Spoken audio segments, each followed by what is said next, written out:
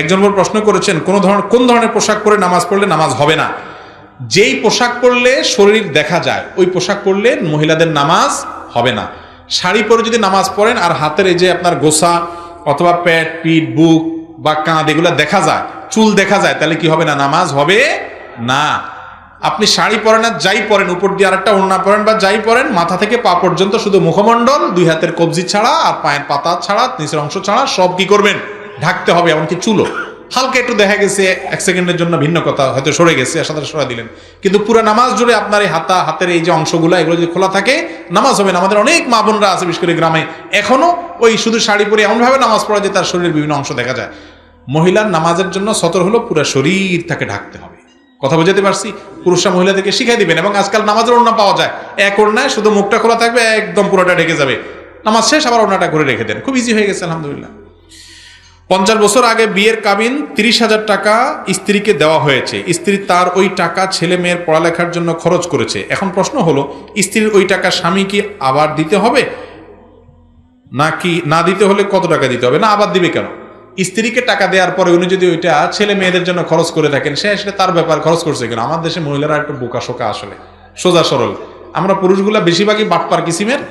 মহিলাদেরকে আমরা কতভাবে যে ধোকাবাজি করি। মোহরের টাকা দিয়ে আবার এই আপনার হাত পাতে যদি বসে থাকেন যে ছেলের এখন ভর্তির টাকা লাগবো, তোমার কাছে তো আছে, দাও। আমার কাছে আছে, তুমি দেখবা কেন? ছেলের ক্ষয় খরচের দায়িত্ব তোমার, করতে কেন বা তুমি বুঝে পড়াও, এটা আমার দিক টাকা পাও না তুমি। এই কথা যদি মহিলা বলে, আর তো ভাত ওই সংসারে আর জুটবে না। অথচ ইসলাম তাকে সে অধিকার দিয়েছে না দেয় নাই? দিয়েছে, কিন্তু আপনি সহ্য করবেন না। তাহলে আপনি অত্যাচারী, আপনি অবিচারক, অবিবেচক এবং আপনি জুলুমকারী। মহিলাদেরকে তাদের রাইট দিতে হবে। স্ত্রীকে মোহরের টাকা দেওয়ার পর তার টাকা সে রাখবে না, খাবে না, তার বাপের বাড়িতে সবার দিয়ে দিবে, সম্পূর্ণ শতভাগ রাইট তার। আপনার জিজ্ঞাসা করার অধিকার নাই কি করছো গো। জিজ্ঞেস করতে পারেন, যদি বলে আমার মনে হচ্ছে যে হাওয়ায় উড়ে দিছে, শেষ, চুপ থাকবেন, কোনো কথা নেই, একদম মুখে কুলুপ, সত্য কথা বলে, এটাই ইসলাম। কিন্তু আমরা কি করি? মহৎ তো দেয় না, 2 নম্বরই 10 লাখ 20 লাখ ধরে কয় টাকা দিয়ে আবার ওই বাসরাত যাইতে না যাইতে হাত পাতে বসে থাকে ফকিরের মতো।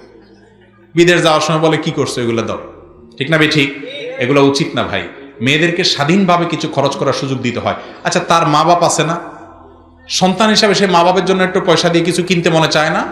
এই জন্য ইসলাম বলে এটা আপনি তাকে দিবেন, স্বাধীনতা দিবেন, সে যা ইচ্ছা তা করবে। কিন্তু এখন মহিলারাও একটু বোকাশোকা, দিলে মহব্বতের চোটে প্রথম তো এত বেশি মহব্বত হয়, বলে ওগো এই টাকা দিয়ে কি করবো, তুমি থাকলে আমার কত টাকা হবে, তুমি নিয়ে যাও।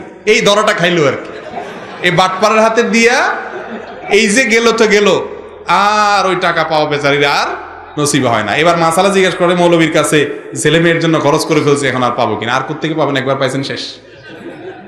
আপনি তখন দিয়ে দিচ্ছেন কেন? ভুল। আমাদের মহিলাদেরকে একটু চালাক বানাইতে হবে, নাহলে এই বাটপারি পুরুষ শাসিত সমাজে এই বেচারিদেরকে রক্ষা করা কঠিন। ইয়াংরা বিয়ে করবেন বাপের বেটার মতো, পুরুষের মতো মোহর দিয়ে দিবেন স্ত্রীকে, একদম হাতে হাতে টনটনাইয়া। আমি আমার স্ত্রীকে পুরোপুরি মোহর দিয়ে দিয়েছি। আলেমরা বেশিরভাগই আমি জানি যে দিয়ে দেয় আলহামদুলিল্লাহ। বাংলাদেশে মোহর দরে 10 লাখ 1 টাকা, 20 লাখ 5 টাকা। এই বাবা, বাহার কি 6 টাকা বেচা যাবে না আলী?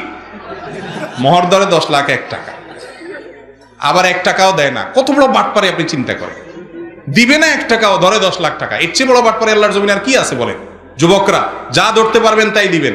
এখন যুবকদের দোষ দিব কি? এখন আছে কিনা জানি না, আমরা তো দেখছি ছোটবেলা বিয়ের সময় জামাইয়ের মুখে একটা রুমাল ভাঁজ করে দিয়ে দেয়, এমনি, মানে তোর কোনো আজকে কথা নাই, একদম চুপ, বেচারা রুমাল মুখে দিয়ে বসেই থাকে, কোনো কথা নাই তোর আজকে। অনেক বিয়েতে ছেলে কথা বলে বিয়েই ভেঙে যায়। কত বড় বেয়াদব ছেলে মুরব্বীদের সামনে কথা বলছে, ঠিক না ঠিক? এসব অনাচার আমাদের নোয়াখালীতে আবার একটু বেশি। আরে ভাই, বিয়ের সময় ছেলে কথা বলবে না মানে কে কথা বলবে? ছেলেই তো কথা বলবে। মোহরটা দিতে হবে কি ছেলের না ছেলের বাপের? বউ যে মোহর পাবে এটা কি স্বামীর কাছে পাবে না শ্বশুরের কাছে পাবে? তাহলে কথা তো ছেলেই বলবে। আপনারা ধরে 10 লাখ 1 টাকা 5 লাখ 10 টাকা ধরাই দিলেন, আমি মানুষটা ওই টাকার আছে কি না, আমার ওজন কত, এটা আমি কথা বলবো। আমার নিজের বিয়ের সময় মোহর নিয়ে যখন বার্গেনিং হচ্ছে দেখতেছিলাম, তখন আমি বললাম যে আমি এত হলে দিতে পারবো, আমার এটা অ্যারেঞ্জ আছে। তো সবাই চুপ হয়ে গেছে, আলহামদুলিল্লাহ, পরে রাজি হয়ে গেছে, আমি এটা দিয়ে দিচ্ছি।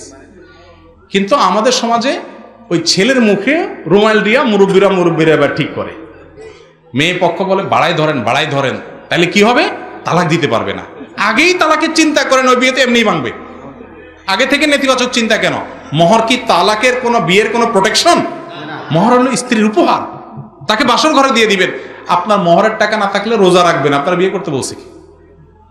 বিয়ে করবেন আর বাসর রাত্রে যে বড় করবেন, দেখো এখন মোহর তো ধরছে মুরব্বীরা, আল্লাহ দিলে ইতালি ভিসা আসলে চলে যাব, কত টাকা আসবে, কত লাগবে তোমার, সব তো তোমারই আল্লাহ রহমতে। আমার পাম্পট্টি দিয়া মহিলারে, এমনি নরম মানুষ, তাদের দিলটা নরম থাকে। বাপের বাড়ি ছাড়িয়ে আসছে আপনার কাছে, আপনি আইসা বেহায়ের মতো প্রথম রাত্রে ভিক্ষুকের মতো হাত তুলে ধরছেন। তো বেচারি বলে ঠিক আছে, ও কি বলো না বলো, মোহর দিয়ে আমি কি করব, সব মাপ, জ্যাস গেল আর কি, শেষ। বেচারি গেল আর কি ডুবি, আর বাটপারি করে আমি জিতে গেলাম। আল্লাহ আমাদেরকে হেদায়েত দান করুন। খবরদার স্ত্রীর মহারণার টাকা মারবেন না কেউ, মনে থাকবে তো ইনশাআল্লাহ। মহারণার টাকা দিয়ে আবার হিসাব নিতে আসবেন না, কি করছো, তার ব্যাপার সে কি করবে। আল্লাহ আমাদেরকে বোঝার তৌফিক দান করুন।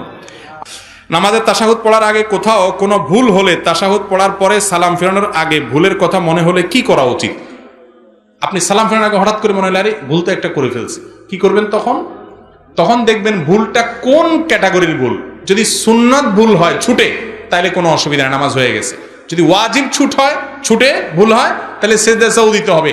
আর যদি ফরজ ছেড়ে ধুয়ে আসছেন মনে হয়, তাহলে ওইটা আবার পড়তে হবে। সুন্নত ছুটে গেলে সুন্নতের ভুলে কোনো অসুবিধা নেই, ওয়াজিব ভুলে গেলে সেজদা সাহু দিতে হবে শেষে। আর যদি ফরজ ছুটে যায়, তাহলে ওইটা আবার পড়তে হবে, ওইটা হয়নি। দাড়ি টুপি পাঞ্জাবিওয়ালা পাত্রকে অনেক সময় পাত্রী বা পাত্রীপক্ষ তার উপরোক্ত বিষয়গুলোর কারণে প্রত্যাখ্যান করে। এক্ষেত্রে ইসলামী দৃষ্টিকোণ থেকে পাত্রী বা পাত্রীপক্ষের কোনো গুনাহ হবে কিনা? দেখেন, ছেলের মুখে দাড়ি আছে, এই জন্য যদি কোনো মেয়ে পছন্দ না করে, তাহলে সে মেয়ে কি মেয়ে নাকি হিজড়া, এই প্রশ্নটা রাখাই যায়। কেন রাখা যায় আমি বলি। আল্লাহ তাআলার সৃষ্টি হলো বিপরীত লিঙ্গের প্রতি আকর্ষণ থাকে, ছেলে মেয়ের প্রতি, মেয়ে ছেলের প্রতি।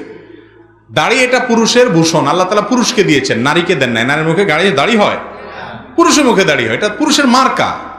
পুরুষের মার্কা থাকলে এটা দেখে তো নারী আকৃষ্ট হবে। এখন মার্কা দেখে যদি নারী পালায়, তাহলে এটাকে নারী না হিজড়া, এটা নিয়ে প্রশ্ন তোলা যায়। যাই হোক, আল্লাহ মাফ করুক, একটু আক্রমণ করে বলছি, আল্লাহ মাফ করুক। মূলত আমাদের যে সমস্ত বোনেরা বা যে সমস্ত অভিভাবকরা দাড়ির কারণে কোনো ছেলেকে প্রত্যাখ্যান করেন, নবীজির সুন্নাতের কারণে, ওয়াজিবের কারণে, শরীয়তের কারণে, ইসলামের কারণে যদি কাউকে অপছন্দ করেন, তাহলে এটা ইমান বিরোধী একটি চেতনা। এটার কারণে ইমান চলেও যেতে পারে কোনো কোনো ক্ষেত্রে। এত ডেঞ্জারাস একটা বিষয়। কথা কি বুঝাতে পারছি? মনে রাখবেন, ছেলে ভালো মানুষ কিনা, মেয়ে ভালো মানুষ কিনা, এটাই হলো মূল সম্পদ।